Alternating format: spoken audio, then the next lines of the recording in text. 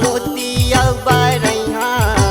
मोतिया बरैया ओ दाई मोतिया बरैया गाँव महावे शिव शिवरिया मोतिया बरैया ओ दाई मोतिया बरैया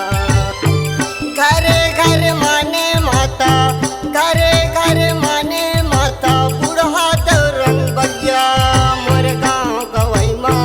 देवी औ देवता के धाम मोर गाँव गवई माँ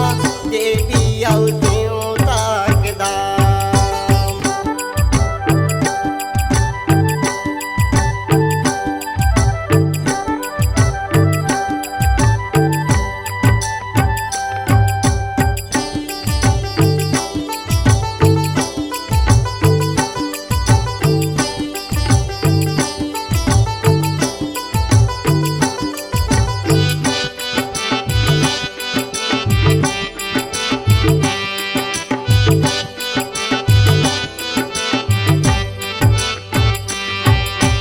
गाँव महावे गाँव गोसाई डीही औ बिहारी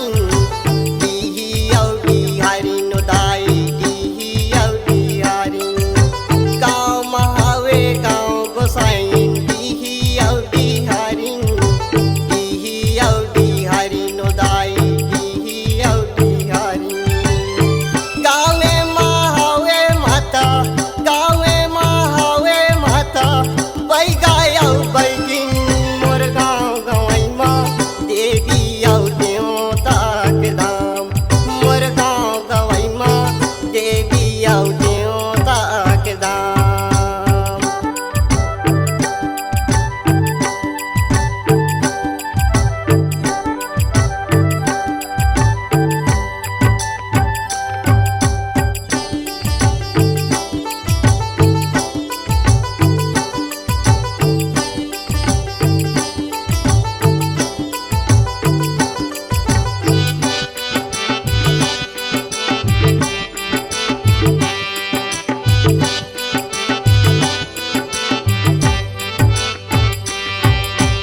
गाँव महावे ठाकुर देव झगड़ा खाड़ देव हो दाई झगड़ा खाड़ देव गावे महावे ठाकुर देव झगड़ा खाड़ देव हो दाई झगड़ा खाड़ देव गावे महावे माता महामुर देव मोर गाँव गवई माँ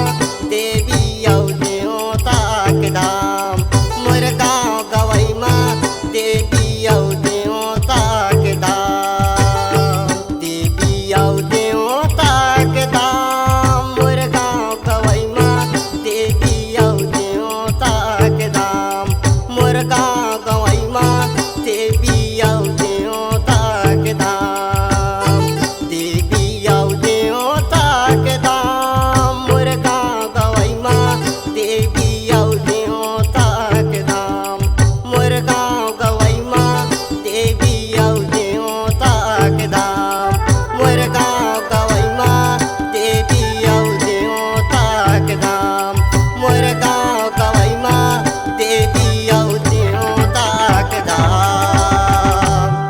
अगर आपके आवाज में है जान तो हम आपको देंगे नई पहचान। तो चले आइए digital audio video recording centre Maya music Raghunathpur. Mobile number 6261987043 62 61 98 70 43।